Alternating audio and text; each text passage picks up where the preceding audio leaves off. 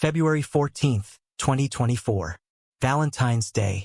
While couples across Canada woke to roses and chocolate, the residents of a quiet Brampton cul-de-sac woke to something else entirely. Police sirens shattering the pre-dawn silence, red and blue lights painting the fresh snow crimson. At 3:47 a.m., paramedics burst through the front door of 247 Sandalwood Crescent, a large brick home that looked like every other house on the street. Perfectly manicured lawn beneath the snow, double garage, basketball hoop, the kind of place where the Canadian dream was supposed to come true. But inside the master bedroom they found a nightmare. Anahita Deshmukh lay motionless on the floor, still dressed in her wedding lehenga. The red silk, which had shimmered under the lights of the Gurdwara just hours before, was now torn and stained. Her hands, decorated with intricate mehendi that hadn't yet faded, were frozen in a defensive position. And around her throat, twisted so tight it had left deep purple marks in her skin, was her Mangalsutra, the sacred wedding necklace that was supposed to symbolize her new life as a bride. Instead, it had become the instrument of her death. The woman who had dreamed of snow and new beginnings would never see another sunrise. She had been married for less than 6 hours. Welcome to Dark Minds, where we investigate the cases that shake us to our core. I'm your host, and what you're about to hear is one of the most devastating true crime stories to emerge from Canada in recent years. Before we begin, I want to thank our loyal subscribers and viewers. Your support allows us to tell these difficult but necessary stories. If you're new here, please subscribe and hit that notification bell, because the case we're covering today demands to be heard. This isn't just a story about murder. This is about desperation and deception, about families that value honor over humanity, about the deadly price of secrets kept and truths revealed too late. This is about a young woman who crossed an ocean chasing hope, only to find horror waiting on her wedding night. Stay with me as we uncover how a medical diagnosis, a desperate lie, and a toxic family's rage converged into one of Canada's most disturbing cases of honor-related violence. To understand what happened on that February night, we first need to know who Anahita Deshmukh really was. Because she wasn't just a victim. She was a daughter, a sister, a friend, and a woman with dreams as big as the ocean she would eventually cross. Anahita was 24 years old, born and raised in Nashik, Maharashtra, a city about 3 hours northeast of Mumbai, famous for its vineyards and ancient temples. She came from a solidly middle-class Maharashtrian family. Her father, Prakash Deshmukh, had worked for decades as a bank manager before retiring. Her mother, Suman, was a homemaker who had devoted her life to raising Anahita and her younger brother, Rohan, who was studying engineering at the time of her death. By all accounts, Anahita was exceptional. She had graduated with honors in pharmaceutical sciences and worked as a quality control analyst at a mid-sized pharmaceutical manufacturing company. She was the kind of daughter who called her parents every evening, the kind of friend who never forgot a birthday. She loved Bollywood movies, especially anything with Shah Rukh Khan. She made the best chai, according to her co-workers. And she had one dream that seemed impossible given where she came from. She wanted to see snow. But Anahita's life changed irrevocably in June 2022. She was conducting a routine quality check on a production batch when it happened, a needlestick injury. A contaminated needle pierced through her glove and into her thumb. It was the kind of accident that happens in laboratories, the kind that usually means nothing more than paperwork and a tetanus shot. Except this time, the needle had been contaminated with HIV-positive blood. The company followed protocol. Anahita was immediately started on post-exposure prophylaxis. She underwent testing, and 6 weeks later, the results came back positive. At 22 years old, Anahita Deshmukh had contracted HIV through a workplace accident. Her doctors were clear: with modern antiretroviral therapy, HIV is a manageable chronic condition. Within 6 months, Anahita achieved what's called an undetectable viral load. In medical terms, this means the amount of virus in her blood was so low that standard tests couldn't detect it. And here's the crucial part that would later matter so much. When someone is undetectable, they cannot transmit the virus to others. U equals U, as doctors say. Undetectable equals untransmittable. Anahita could work, exercise, travel, and yes, she could marry and even have children safely. Her life expectancy was essentially normal. She took one pill a day and went for checkups every 3 months. That was it.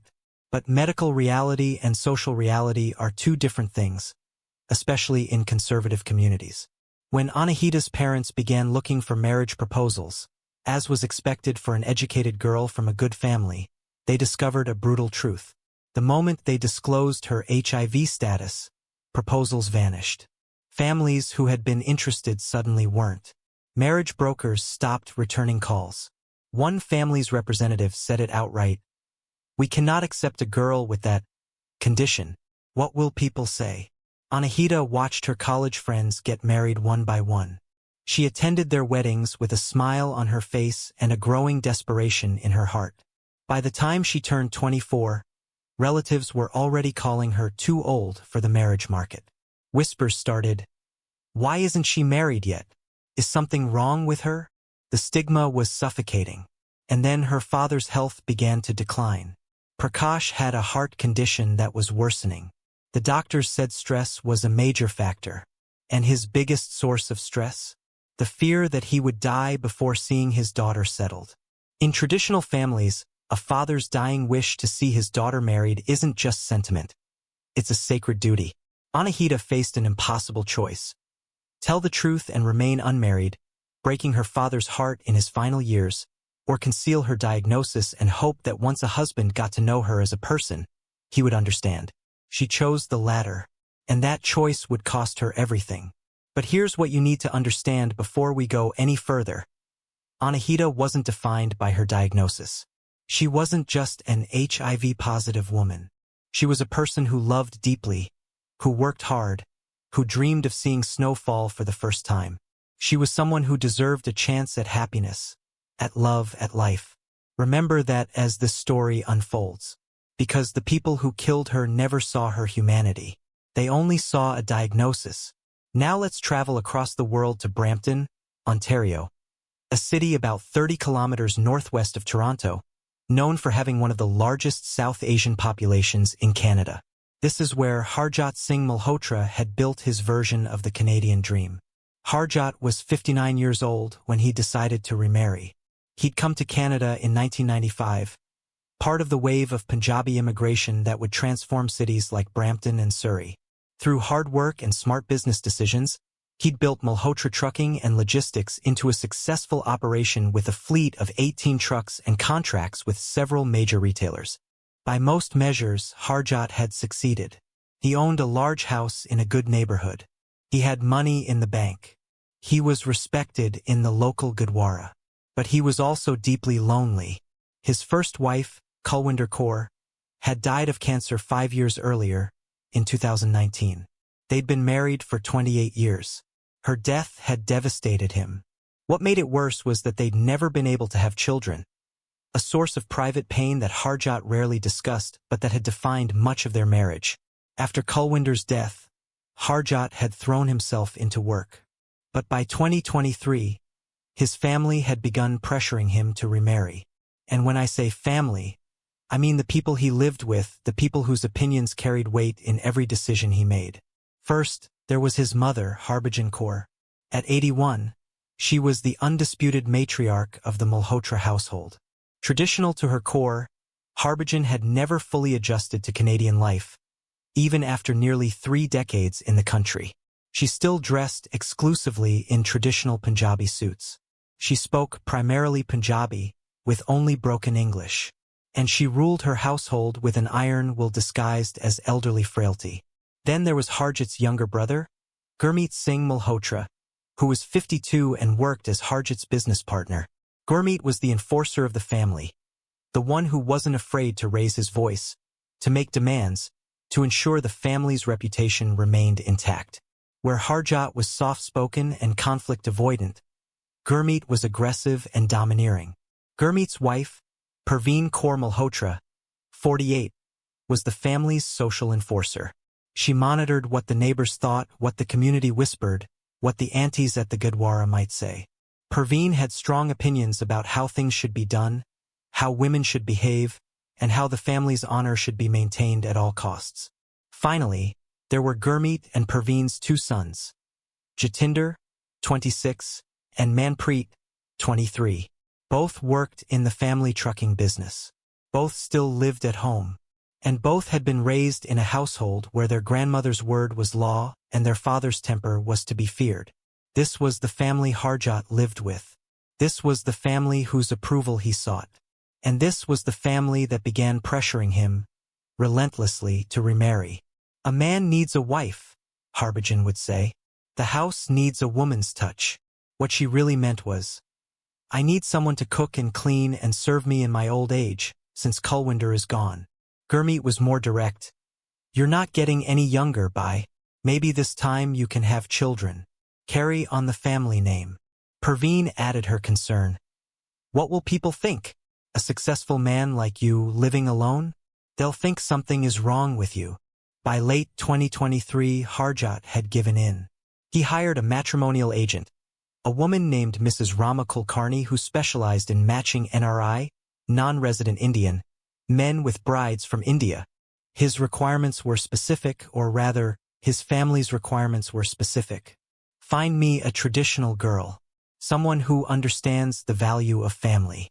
Educated enough to have a conversation, but not so modern that she'll disrespect her elders. Someone who knows how to cook proper Punjabi food. Someone who will be a good daughter-in-law. And someone young enough that we might still have children. Mrs. Kulkarni took notes. She knew exactly what kind of girl she was looking for. And in December 2023, she found her. I have the perfect match for you, she told Harjot over the phone. 24 years old. Beautiful. Educated, she works in pharmaceuticals. From a very good Maharashtrian family. Traditional values. And she's eager to settle abroad. She sent photos. Anahita looked lovely in a simple blue sari. Her long hair braided. Her smile modest. A video call was arranged. Anahita was respectful, soft-spoken, and intelligent. She asked thoughtful questions about Canada. She spoke warmly about her family. She seemed perfect. Harbhajan approved. She looks like she knows her place. Perveen approved. Not too modern. That's good. Gurmeet approved. Young enough for children. That's what matters. And Harjot? He was charmed but also nervous. The age gap troubled him. 35 years was significant. But he was lonely, his family was insistent, and Anahita seemed kind. What none of them knew was that both sides were hiding truths. Anahita was hiding her HIV status, terrified that disclosure would mean another rejection. And the Malhotra family was hiding their true nature. The control, the criticism, the barely concealed rage that simmered beneath their respectable exterior. The marriage was arranged within 6 weeks. Paperwork was rushed. Visas were expedited. A wedding date was set, February 13, 2024. Neither side knew what darkness the other was hiding. And by the time the truth emerged, it would be far too late. December 2023. While most people were preparing for Christmas and New Year celebrations, Anahita Deshmukh and Harjot Singh Malhotra were building a relationship across 7,000 miles and 12 time zones. Their courtship happened almost entirely through screens. Video calls on WhatsApp every evening, 9 p.m. in Nashik, which was 10:30 a.m. in Brampton. Harjot would call during his lunch break, finding a quiet corner in his office. Anahita would sit in her bedroom, speaking softly so her parents wouldn't overhear every word. On the surface, they seemed like a promising match. Anahita was charmed by Harjot's gentleness. He wasn't like the aggressive, overconfident men she'd met through other proposals. He spoke quietly, thoughtfully. He asked about her pharmaceutical work with genuine interest. The stability he represented, Canadian residency, successful business, security, was everything her family had dreamed of for her. But Harjot had doubts. The age gap troubled him more than he admitted. 35 years. He was old enough to be her father. Yet her intelligence drew him in. She could discuss pharmaceutical processes, debate politics, quote poetry. Maybe he thought they could build something real. What Harjot didn't know was that during every video call, Anahita wrestled with one consuming question. When do I tell him? Before the wedding, after, on the first night, after a month when he knows me better. She'd rehearsed the conversation 100 times. Harjot ji, I have HIV, but I'm undetectable. I can't transmit it. Here are the medical reports. But every time, fear strangled the words before they could emerge. She told herself, after marriage, once he knows me as a person, once he sees I'm a good wife, then he'll understand. It was rationalization, but it was also survival. Her parents fully supported the match. Canadians settled, good business, respectable family. Beta, this is a blessing. Her friends were less enthusiastic. 35 years older? And you've never met him in person. It's an arranged marriage, Anahita said defensively. People do this all the time. Late at night, she wrote in her diary, this is my chance. Maybe my only chance. Papa's heart is getting worse. His biggest stress is me, his unmarried daughter. I have to make this work. Even if I'm terrified. I don't have the luxury of waiting for perfect. Wedding preparations moved at breakneck speed. Visa paperwork rushed through. Ceremony planned for February 13th. Small, simple. Anahita's family couldn't afford to travel to Canada. But there was one detail she should have noticed. One red flag. Every time someone from Harjot's family approached during their video calls, he'd immediately say, I have to go, and end the call abruptly. Anahita thought he was being respectful. She didn't realize he was hiding her from them, keeping calls short so they wouldn't overhear, wouldn't make demands before the wedding was finalized.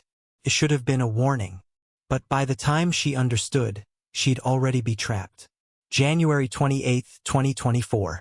Anahita stepped off Air Canada Flight 42 at Toronto Pearson International Airport at 2:15 p.m.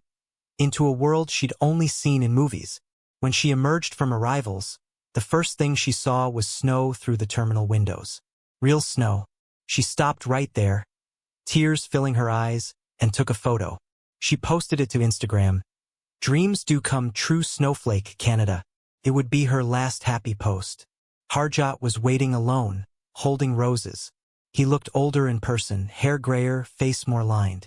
Your family couldn't come? She asked, trying to hide her disappointment. They're preparing the house, Harjot said quickly. Too quickly. It was a lie, and on some level, Anahita knew it. During the 45-minute drive to Brampton, Anahita pressed her face to the window, marveling at everything. It's so beautiful, she kept saying. Harjot glanced at her. Anahita, my family, they can be traditional. Very traditional. Just be patient with them. Okay? She didn't understand what he meant. She couldn't have. The Malhotra house at 247 Sandalwood Crescent looked perfect in the snow. But the moment Anahita walked through the front door, she felt a coldness that had nothing to do with winter. The family was waiting in the living room like judges at a tribunal. Harbhajan Kaur sat center, white hair pulled back severely, eyes sharp. Gurmeet and Praveen flanked her. The nephews stood near the staircase, arms crossed. Anahita immediately touched Harbhajan's feet, seeking blessings. Harbhajan didn't bless her.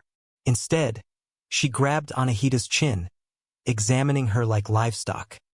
Darker than in the photos. They always use filters these days. Anahita's cheeks burned. You cook Punjabi food? Harbhajan demanded. I can learn. I'm a quick learner. She can't even cook. What did we get? Praveen's smile was cold. Welcome to Canada. The nephews whispered in Punjabi. Anahita caught so short and not even pretty. That night, Anahita called her mother. Do they love you? Is the house nice? Anahita looked around the beautiful bedroom that felt like a prison.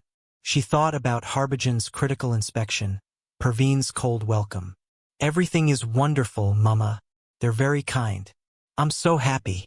After they hung up, Anahita lay in bed, staring at the ceiling. She couldn't go back. Going back meant failure, meant breaking her father's heart. So she made a decision. She would win them over, whatever it took. It never occurred to her that some families don't want to be won over. Some families are looking for reasons to destroy you. The 2 weeks between arrival and wedding were psychological torture disguised as cultural tradition. It started at 4:47 a.m. on her second morning, with aggressive knocking. "Are you going to sleep all day?" In this house, the daughter-in-law makes tea for the family. Anahita stumbled downstairs to find Harbhajan waiting. Chai, with cardamom, ginger, not too much milk. Anahita had no idea how to make Punjabi chai. She tried, burning the first batch, oversteeping the second. Harbhajan took one sip and spat it back. "Terrible. This is what my son is marrying." The criticism was constant, relentless. The way she dressed, "Why are you wearing jeans? Wear proper salwar kameez." The way she walked, small steps, graceful, like a lady. The way she spoke, "A good daughter-in-law listens more than she speaks." Anahita tried desperately to adapt. She woke at 5 a.m. She cooked elaborate meals using YouTube recipes. She cleaned, served, deferred to everyone. She bit her tongue when Gurmeet made comments about her body. When the nephews accidentally walked in on her changing. Every time she looked to Harjot for support. But Harjot was silent. When his mother criticized, he looked away. When his brother made inappropriate comments, he said nothing. She realized with horror. Harjot was terrified of his own family. He'd pour whiskey each evening, drinking until his hands stopped shaking. Anahita couldn't tell anyone the truth. Every evening, her mother called. "How are you adjusting?" "Yes, Mama. Everyone is very kind." She couldn't admit the truth. Papa's heart condition was worsening. The stress could kill him. But late at night, she wrote in her diary, "I made a mistake, but I can't go back. Papa might not survive the shame. Harbhajan keeps asking why I was unmarried at 24. She says, what is she hiding? I'm terrified. 3 more days until the wedding. I keep thinking about telling Harjot about my HIV status. But what if he calls off the wedding? What if they send me back in shame?" She messaged her friend Priya. "They hate me. I don't know why." Priya wrote back, "Get out. Come home. Before it's too late." But Anahita had 3,000 Indian rupees in her account. Not enough for a flight. No friends in Canada. Nowhere to run. On February 12th, Perveen brought the bridal lehenga. "Try it on. Though you're wider than we expected." Anahita put on the red and gold outfit. In the mirror, she looked like a Bollywood bride. But she felt like she was dressing for her own funeral. "Tomorrow you become a Malhotra," Perveen said. "Our reputation is everything. Remember that." After Perveen left, Anahita stared at her reflection. Tomorrow she would marry a man she barely knew. Tomorrow she would tie herself to a family that despised her. And she still hadn't told anyone about the HIV diagnosis. "Just get through the wedding," she whispered. "Then maybe everything will be different." She had no idea that in less than 24 hours, she would be dead. February 13th, 2024. The day Anahita Deshmukh had been anticipating with equal parts hope and dread finally arrived. The wedding ceremony took place at the Sikh temple on Airport Road in Brampton, a modest Gurdwara that the Malhotra family had attended for decades. It was a small gathering, maybe 40 people. Most were Harjot's business associates from the trucking company, a few neighbors, some distant relatives. Conspicuously absent were Anahita's friends, her colleagues, anyone who knew her as a person rather than just the bride from India. Her family joined via video call, her father's phone propped on a chair in the front row, so they could watch from Nashik. Prakash Deshmukh looked frail on the small screen, his face gray with exhaustion. But when he saw Anahita in her red and gold bridal lehenga, tears streamed down his cheeks. "My daughter looks like a queen," he whispered to Suman. Anahita did look beautiful. The heavy silk lehenga shimmered under the Gurdwara lights. Her mehendi was dark and intricate. Gold jewelry adorned her neck and wrists. Professional makeup concealed the dark circles under her eyes from 2 weeks of barely sleeping. But if you looked closely at the wedding photos, and police investigators would, obsessively in the weeks to come, you could see something else in Anahita's eyes. Not joy, not excitement, fear. The ceremony itself was traditional. The Anand carriage, the Sikh marriage ritual, involves 4 rounds around the Guru Granth Sahib, the holy book. With each round, Anahita and Harjot circled the scripture, bound together by a pink scarf. Symbolically, they were becoming one. But Harjot was drinking, heavily. Between rounds, he'd disappear to the parking lot where Gurmeet had a flask of whiskey in his car. By the 4th round, Harjot's steps were unsteady. His eyes were glazed. "Is the groom drunk?" one guest whispered to another. "He's nervous," came the reply. 59 years old, marrying a girl young enough to be his granddaughter.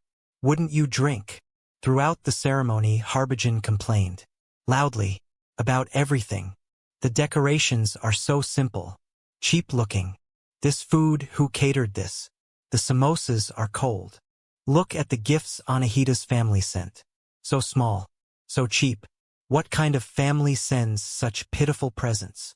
Perveen nodded along with every criticism, adding her own observations. The girl's side didn't even come. Just a video call. Shows how little they care. Gurmeet kept pulling Harjot aside for whispered conversations in Punjabi. An observer later told police she'd overheard fragments. "Are you sure about this? It's not too late. Something feels wrong about her." Family members stared at Anahita throughout the ceremony with barely concealed hostility. She was an intruder, an outsider, someone who didn't belong. One guest, an elderly woman named Mrs. Kuldeep Brar, later testified to police about something she'd overheard. She'd been standing near Harbhajan when the old woman muttered to Perveen, "At least if she doesn't work out, we can send her back. The marriage isn't consummated until tonight." It was said casually, like Anahita was a product with a return policy. After the ceremony, the small reception was held at the Malhotra house. By 8 p.m., guests began arriving at the Sandalwood Crescent home. Anahita, exhausted in her heavy lehenga, was expected to serve everyone. Bring tea, offer sweets, smile graciously while strangers examined her like a museum exhibit. "She's darker than I expected," one woman said. "So short," another observed. "Good thing she has wide hips. Maybe she can give them sons." No one asked Anahita about herself, her education, her work, her dreams. She was just Harjot's new wife, a role, not a person. At 10:30 p.m., Anahita managed to slip away to call her parents one last time before the night ahead. Her mother answered immediately. "Beta, how was it? Are you happy?" Anahita looked at herself in the bathroom mirror. The beautiful bride, the terrified girl. "It was perfect, Mama. Everyone is so kind. And tonight," her mother said, lowering her voice, "be gentle with him. Be patient. Make him happy. That's a wife's duty." "I will, Mama. We're so proud of you. Papa is resting now, but his heart is so much calmer knowing you're settled. Tell him I love him. Tell him I'll make him proud. You already have, Beta. You already have." After hanging up, Anahita stood in the bathroom for a long moment, her hand resting on her purse. Inside was a small orange bottle, Tenvarium, her antiretroviral medication. She was supposed to take it at 10 p.m. every night. She was already 30 minutes late. Should I take it now? Or wait until later when he's asleep? She decided to wait. She'd hide the bottle in her cosmetics bag in the bridal suite. Take it discreetly later. Harjot would never know. By 11 p.m., the last guests had left. The house fell quiet except for the family's movements.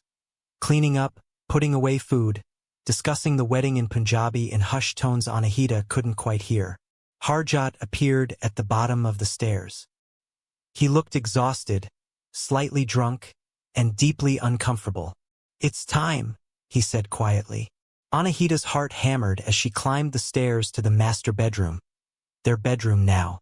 The room had been decorated for the occasion. Rose petals on the bed, candles flickering, strings of jasmine flowers. It should have been romantic. Instead, it felt like walking into a trap. 11:30 p.m. The bridal suite. Anahita stood near the window, still in her heavy lehenga, her jewelry weighing on her like chains. Harjot sat on the edge of the bed, removing his turban with slow, deliberate movements. Neither spoke. The silence between them was thick with expectation and dread. "I'll just freshen up," Anahita finally said, grabbing her cosmetics bag and escaping to the attached bathroom. She locked the door behind her and leaned against it, breathing hard. Her hands shook as she removed some of her jewelry, wiped off some of the heavy makeup. She looked at herself in the mirror, a stranger in bridal red. Then she opened her cosmetics bag. There, nestled between her moisturizer and face wash, was the orange pill bottle, 10 her daily antiretroviral. She was now 90 minutes late taking it. She opened the bottle as quietly as possible, extracted one pill, swallowed it with water from the tap. Then she made a fatal mistake. Instead of putting the bottle back deep in the bag, she left it on top of her cosmetics. Just for a moment. She was going to hide it properly, she really was. But first, she needed to change out of the lehenga, remove the rest of her jewelry, try to calm her racing heart. She emerged from the bathroom 10 minutes later wearing a red silk nightgown that Perveen had given her, traditional for the wedding night. Her hair was down, her face scrubbed clean. She looked young, vulnerable, terrified. Harjot had poured himself another drink. Whiskey from the bottle he kept in the bedroom closet. "Come sit," he said, patting the bed beside him. His words were slightly slurred. Anahita sat, maintaining distance between them. Her mind was racing. Should I tell him now? Before anything happens? Would that be better or worse? "Anahita," Harjot said slowly, "I know this is difficult. The age difference, my family, everything. But I'll try to be a good husband. I promise." For a moment, Anahita felt a surge of hope. He sounded kind, genuine. Maybe she could tell him. Maybe he would understand. "Harjot ji, there's something I need to—" "Wait," he interrupted, standing up. "I need to get something. Just give me one moment." He walked to the bathroom. Anahita's cosmetics bag was still on the counter where she'd left it. And sitting right on top, clearly visible, was the orange pill bottle. Harjot picked it up, squinting at the label in the bathroom light. 10 The words echoed from the bathroom. Anahita's blood turned to ice. He emerged holding the bottle, his expression confused. "What is this?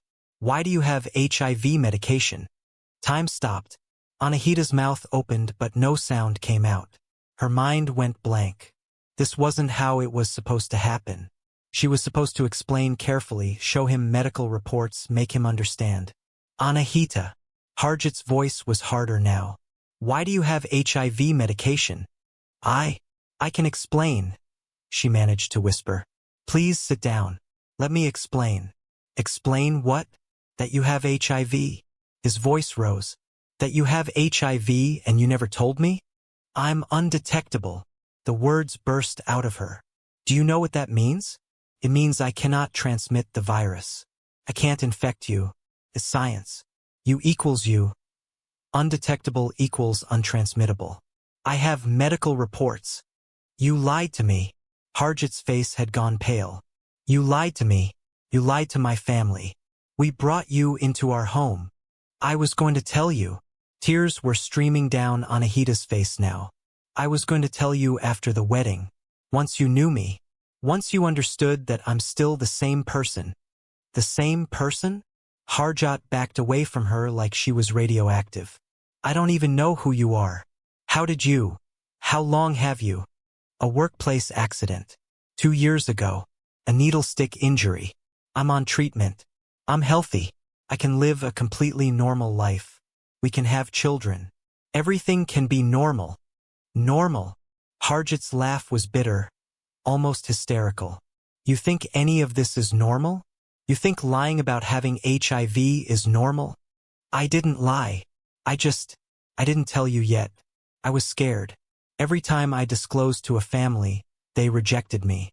I couldn't bear it again. I couldn't.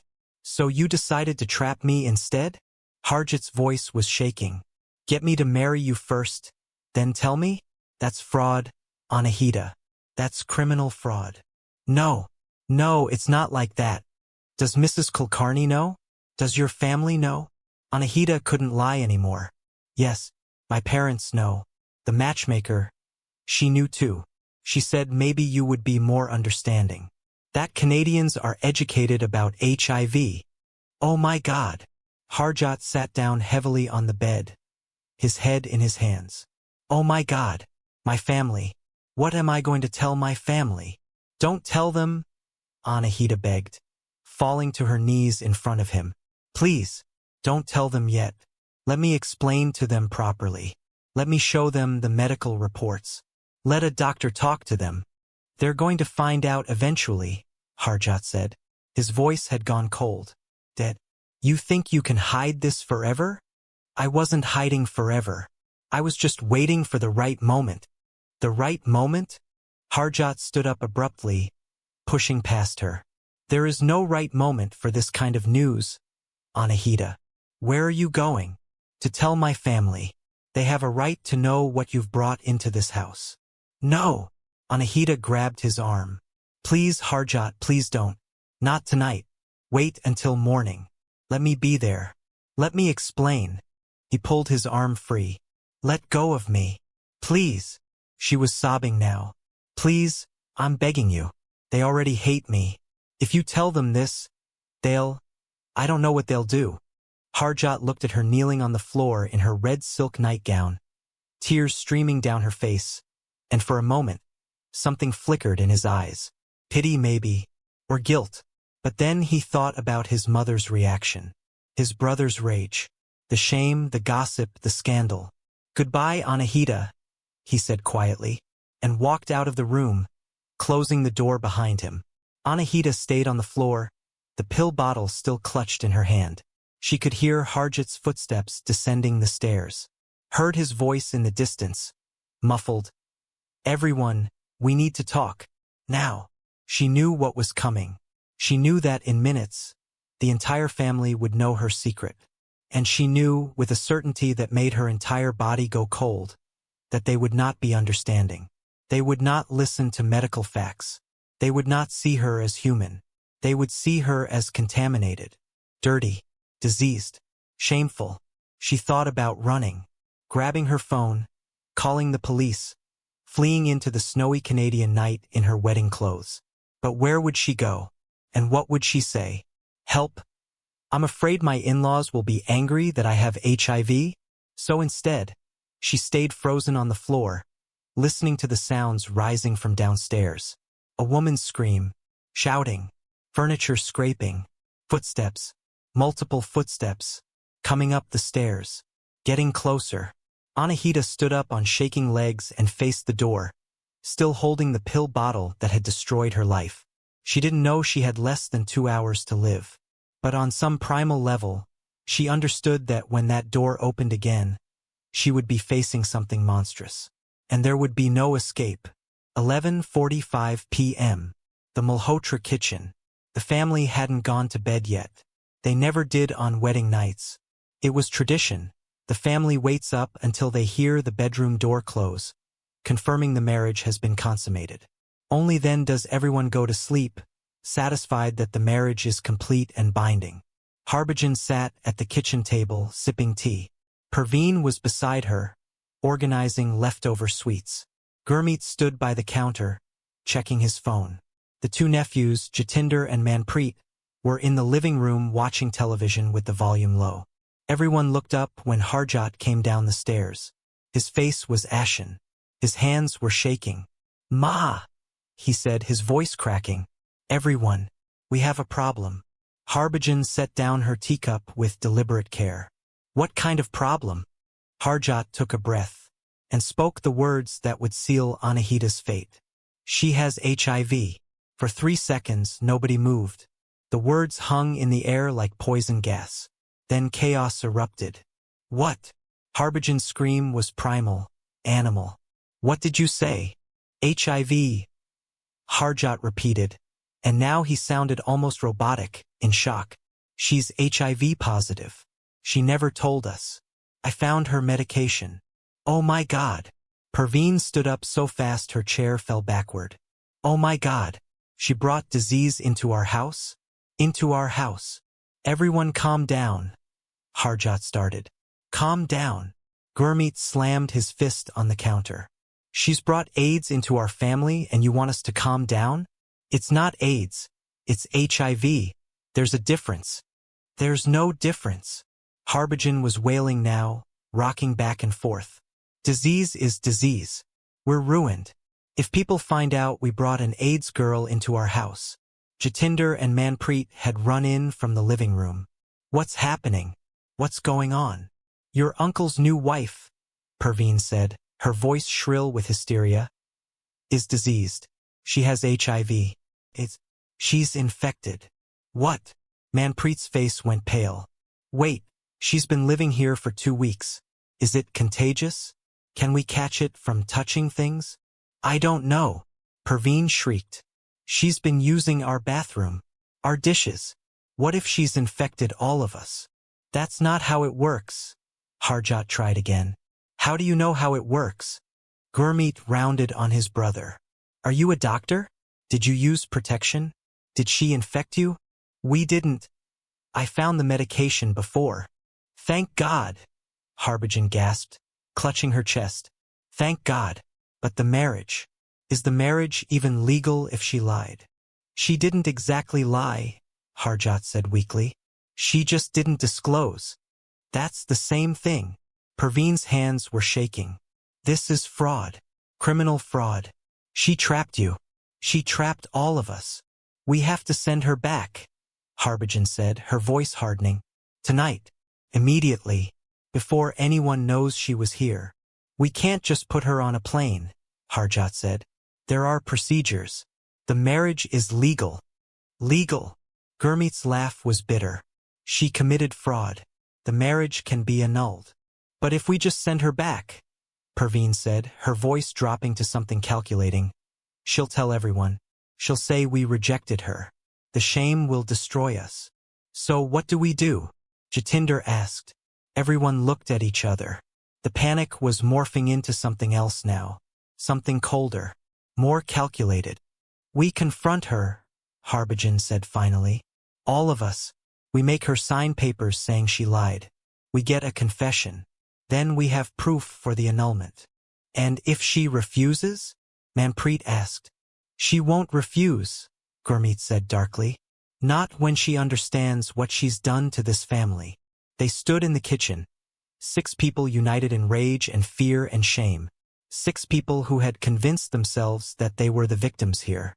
That Anahita had wronged them. That she needed to be punished. Let's go, Harbhajan said, standing up with frightening energy for an 81-year-old woman.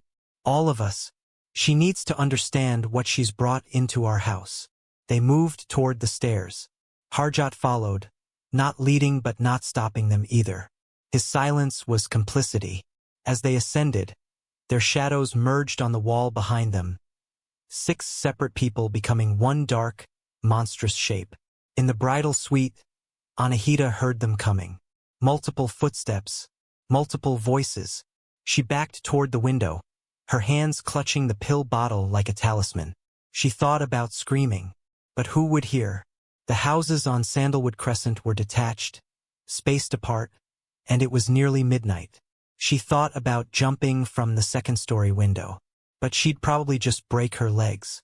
So she stood there and waited as the door burst open and 6 people filled the doorway, their faces twisted with rage and disgust and something else. Something that looked almost like hunger. The mob had arrived, and Anahita Deshmukh was completely alone. 12:45 a.m. The bridal suite door burst open.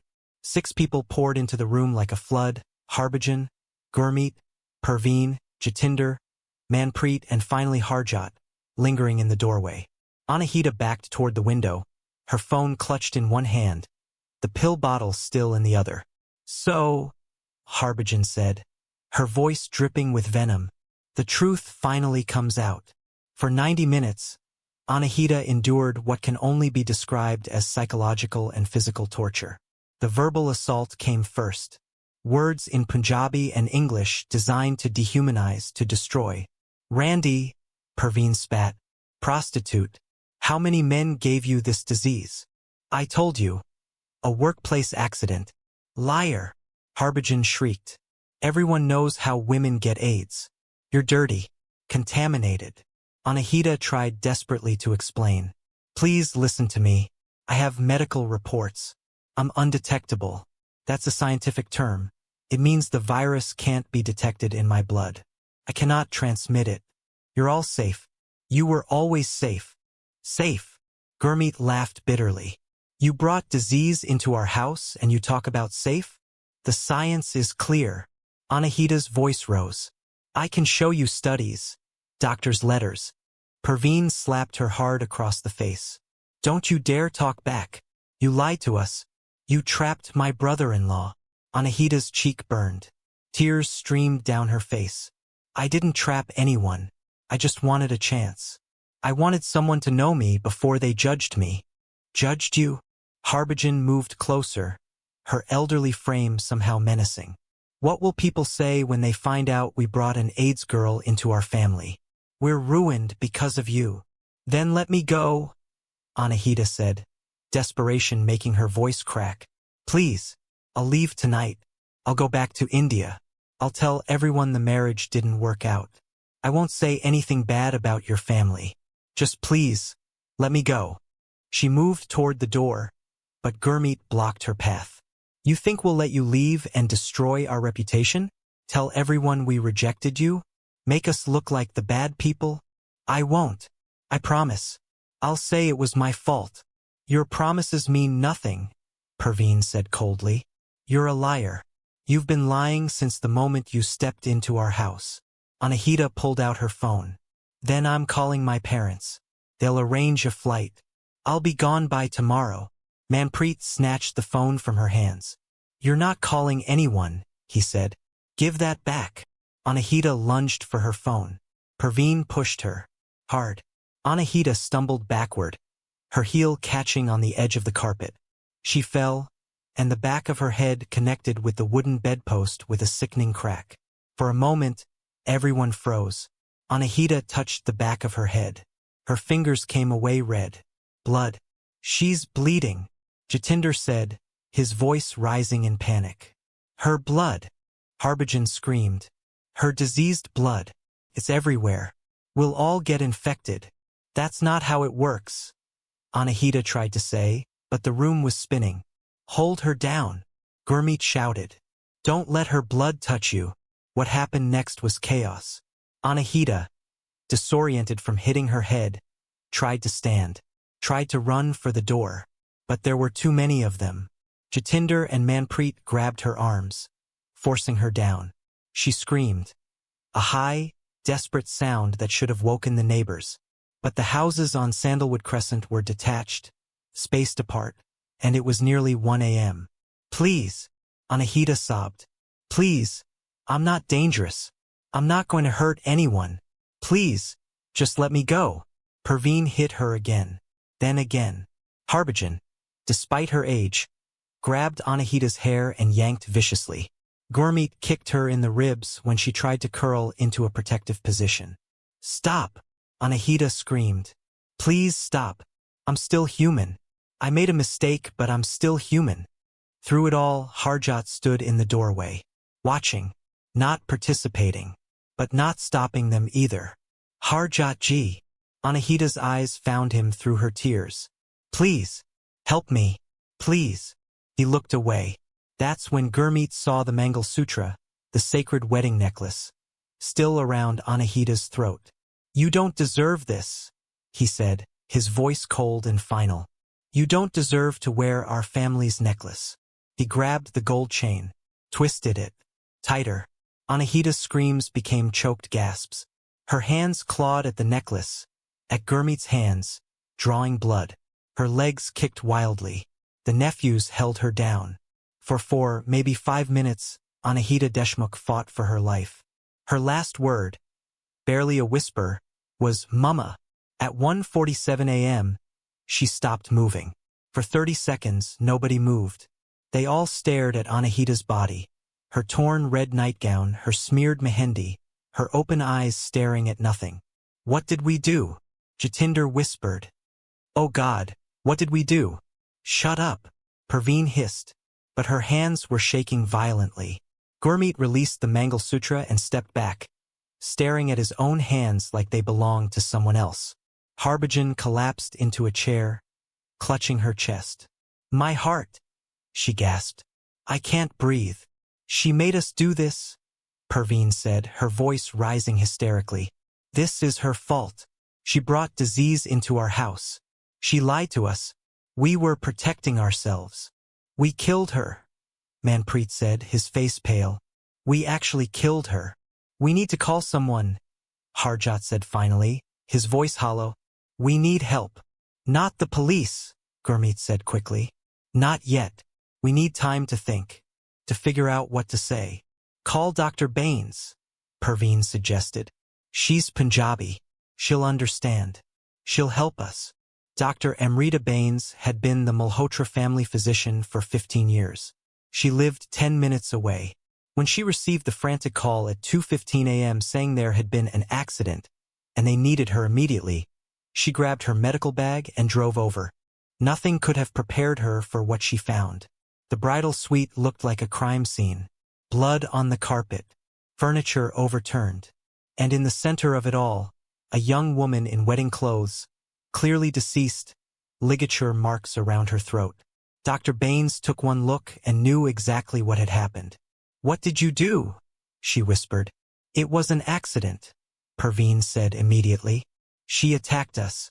We were defending ourselves." Dr. Baines looked at Anahita's defensive wounds, at the family's minor scratches, at the scene of obvious group violence. "This wasn't self-defense," she said quietly. "This was murder.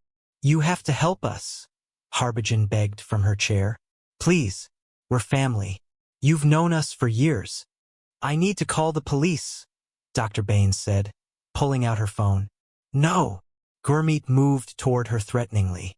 "You can't.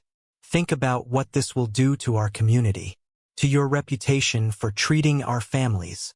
"Are you threatening me?" Dr. Baines backed toward the door. "I'm a mandated reporter. I have to call this in or I lose my license." "Please," Parveen grabbed her arm. "Just give us time to explain, to figure out how to say what happened." Dr. Baines pulled free and ran from the house. In her car, with shaking hands, she dialed 911. "This is Dr. Anahita Baines. I'm reporting a murder at 247 Sandalwood Crescent in Brampton. A young woman has been killed. The family is still inside. Please send officers immediately." At 2:23 a.m., the call was logged. At 2:47 a.m., 3 Peel Regional Police cruisers pulled up to the Malhotra house, lights flashing. When officers entered, they found the family sitting in the living room. Harbhajan was having genuine chest pains. Parveen was crying. Gurmeet was pacing. The nephews sat in stunned silence. Harjot stared at the wall. "She attacked us," Gurmeet said immediately. "My brother's new wife. She went crazy. We had to defend ourselves." But upstairs, the evidence told a very different story. Sergeant Maya Okonkwo of Peel Regional Police arrived at the scene at 3:15 a.m. With 18 years of experience investigating domestic violence and homicides, she'd seen terrible things. But this case would haunt her for years. The bridal suite was a horror show. Blood spatter on the walls. Anahita's body lay in the center, still in her red silk nightgown. Her lehenga from the wedding was draped over a chair, a stark reminder that hours ago, this had been her wedding night. The physical evidence was overwhelming. Ligature marks around her throat matched the Mangalsutra found beside the body. Blunt force trauma to her head. Defensive wounds on her hands and arms where she'd tried to protect herself. Torn clothing. Broken bangles scattered across the floor. Multiple attackers, the forensic photographer noted. Blood spatter pattern indicates at least 3 different impact sites. Okonkwo examined Anahita's hands carefully. Skin under her fingernails where she'd scratched her attackers. "She fought hard," Okonkwo said quietly. "She fought for her life." On the nightstand, investigators found the orange pill bottle. Tenvarium, HIV medication. Anahita's phone, recovered from where Manpreet had thrown it, revealed her last hours. Messages to her friend Priya. They hate me. I don't know why. Her diary entries found in her suitcase. I made a mistake, but I can't go back. Her last text, sent at 10:47 p.m. to Priya, just before the wedding reception ended. Pray for me, folded hands. Her Instagram showed the contrast. Just hours before her death, she'd posted a photo from the wedding. New beginnings, cherry blossom. The comments were now filled with shock and grief. Downstairs, all 6 family members were arrested and separated for interrogation. Their initial story, self-defense, immediately fell apart under scrutiny. The family had minor scratches at most. Anahita had fatal injuries. The physical evidence showed she'd been the victim, not the aggressor. In separate interrogation rooms, the confessions came quickly. Harjot broke first, sobbing, I didn't touch her. I swear. I just watched. I should have stopped them, but I didn't. Perveen's confession was defensive. She brought disease into our house. She lied to us. We were protecting our family. Gurmeet tried justification. It wasn't murder. It was self-defense against contamination. The nephews claimed they were following orders. We're young. We do what our elders tell us. Harbhajan, hospitalized for chest pains, initially refused to speak. But faced with testimony from the others, she finally admitted. She deserved it. She dishonored us. Dr. Bain's testimony was crucial. She described the scene, the family's attempted coercion, the clear evidence this was group violence, not self-defense. By sunrise, the case had exploded into international news. Indian bride murdered on wedding night after HIV status revealed. Canadian dream turns deadly. Honor killing in Brampton. 24-year-old beaten to death by husband's family. News trucks lined Sandalwood Crescent. Protesters gathered outside Peel Region Courthouse demanding justice. The Indo-Canadian community was divided, some defending the family's cultural honor, most condemning the brutal murder. HIV organizations held vigils. Women's rights groups organized marches. The case became a flashpoint for conversations about honor violence, medical stigma, and the deadly consequences of ignorance. Inside the Peel Regional Police Headquarters, Sergeant Okonkwo looked at the evidence board, crime scene photos, timeline, family tree, medical reports. In the center was Anahita's wedding photo. Beautiful, radiant, terrified. She came here for a better life, Okonkwo said to her partner. She came here dreaming of snow and safety, and we failed her. We'll get justice for her, her partner said. Justice. Okonkwo looked at the photo again. Justice would be Anahita still being alive. All we can do now is make sure her killers never hurt anyone else. The trial would take months to prepare, but the outcome was never in doubt. The evidence was overwhelming. 6 people had murdered a young bride on her wedding night because of a medical condition they didn't understand and a stigma they refused to question. And nothing, no amount of prison time, no amount of public condemnation, would ever bring Anahita Deshmukh back. 6 months after Anahita's murder, the trial began at the Ontario Superior Court of Justice in Brampton. The courtroom was packed daily. Media, activists, community members, all waiting to see justice served. The prosecution's case was devastating in its simplicity. 6 people had murdered a young woman because of medical ignorance and cultural shame. Dr. Raman Chowdhury, an infectious disease specialist, took the stand first. He explained Anahita's medical records in clear, precise language. Ms. Deshmukh had been HIV positive for 2 years. She was compliant with antiretroviral therapy. Her viral load had been undetectable for 14 months. Do you know what that means? It means the amount of virus in her blood was so low that standard tests couldn't detect it. And when someone is undetectable, they cannot transmit the virus. U equals U. Undetectable equals untransmittable. It's established science. He held up her medical records. Anahita Deshmukh posed 0 risk to anyone in that household through casual contact. 0. She could have lived a normal 70-plus year lifespan. She could have married, had children safely. She was murdered for stigma, not science. The defense tried to challenge him. But isn't HIV still dangerous? Not in her case, Dr. Chowdhury interrupted firmly. The only danger Anahita faced was from people who refused to understand the medical facts. Mrs. Rama Kulkarni, the matchmaker, testified next. Under oath, she revealed that Anahita's mother had privately disclosed the HIV status. "Why didn't you tell the Malhotra family?" the prosecutor asked. I thought about it," Mrs. Kulkarni admitted, avoiding eye contact. "But I'd already received my commission, 50,000 rupees. And I thought, Canadians are educated. They'd understand HIV better than people in India. I thought once they knew her, it wouldn't matter." "You gambled with her life for money." Mrs. Kulkarni had no answer. The victim impact statements broke the courtroom. Prakash Deshmukh appeared via video link, his face gaunt, aged a decade in 6 months. "I sent my daughter to her death," he said, his voice breaking. "I thought I was giving her a better life. Instead, I sent her to monsters." Suman Deshmukh couldn't finish her statement. She collapsed in sobs, managing only, "My baby tried so hard to win them over. I told her to be patient. I told her to be patient." Rohan, Anahita's younger brother, stood straight despite tears streaming down his face. "She was my hero. She helped me with homework. She encouraged my dreams. And they killed her for being sick. For something she couldn't control." The prosecution played the video call from the wedding night.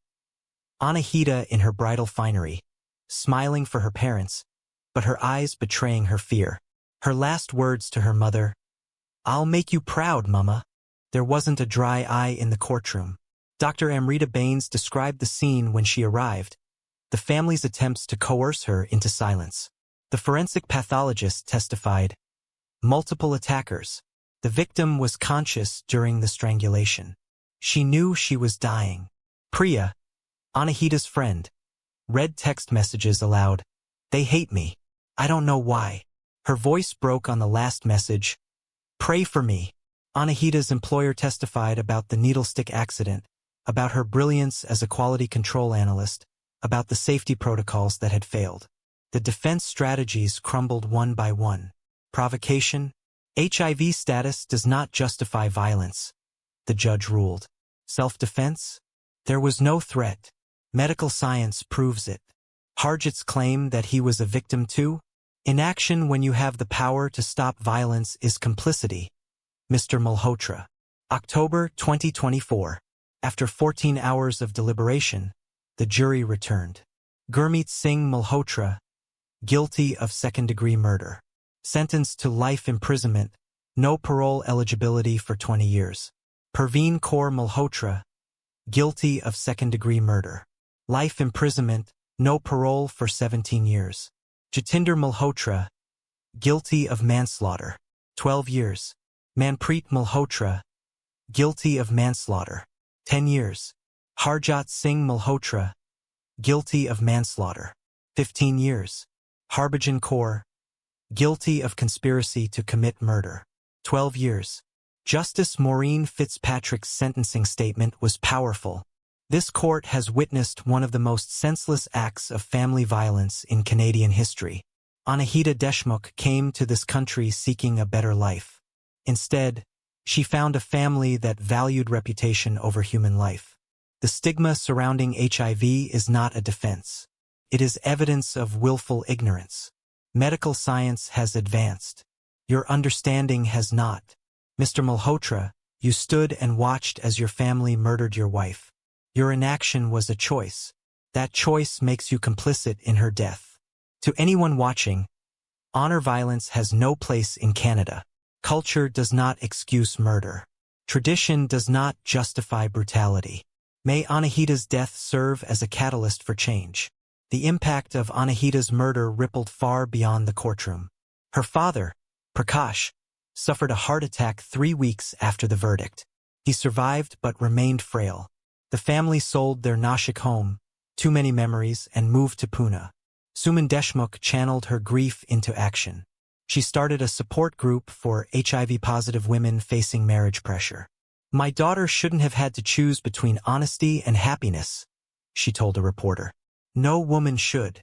The Anahita Foundation was established, providing free HIV testing, counseling, legal aid for women in coercive marriages, and scholarships for women in pharmaceutical sciences. Rohan became an HIV/AIDS activist, speaking at universities across India. My sister died because people chose ignorance over education. I won't let that happen to anyone else. Legally, the case prompted Bill C-47, dubbed Anahita's Law. Enhanced penalties for honor violence, mandatory reporting for marriage coercion, and support systems for sponsored spouses. Town halls were held across Brampton, Surrey, and Mississauga. Religious leaders from Gurdwaras, mandars, and mosques jointly condemned honor violence. This is not our culture. This is not our faith. This is murder. HIV organizations reported a 300% spike in testing requests and education inquiries. The matchmaking industry faced scrutiny, with calls for mandatory HIV education and ethical disclosure protocols. The Malhotra house was sold, proceeds going to Anahita's family. The trucking business dissolved. The community shunned the family name. The property became an informal memorial. Flowers, candles, letters from strangers. It was eventually demolished. A memorial garden is planned, Anahita's Garden, where dreams should bloom. Dr. Lakshmi Sharma, who studied the case, explained, the Malhotra family valued honor over humanity, reputation over life. That's not culture. That's pathology.